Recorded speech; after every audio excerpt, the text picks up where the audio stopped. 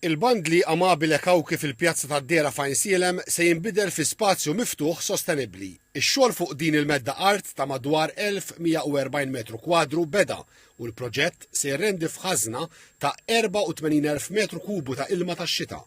Apparti hekk, dan l-ispazju se jinkludi faċilitajiet ġodda għall-logħob ta' tfal, b'tagħmir adattat ukoll għal tfal bl-awtiżmu, anfiteatru u ħabb edukattiv li minnu ser jingħata tarif dwar il-widien u kif jinħażen l-ilma. Faċilitajiet oħra jinkludu ġim fuq barra u passaġġi aċċessibbli għal kulħadd u b'sinjali ta' Braille.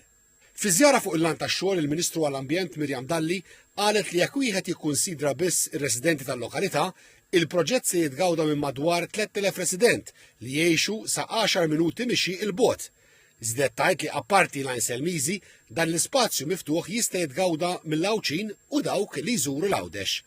Għall-Ministru ta' Għawdex Clint Camilleri dan huwa eżempju ċar ta' investiment f'infrastruttura ħadra li ttejjeb il-kwalità tal-ħajja taċ-ċittadini.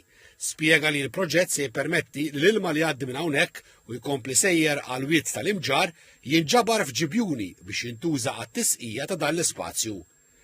Ir-Rainwater Harvesting Park f'Ajnsielem huwa wieħed minn 16 il-proġett li se jkunu saru bl-iskema Community Greening Grant li għandha 10 miljun euro dedikati għal proġetti ambjentali madwar il-pajjiż.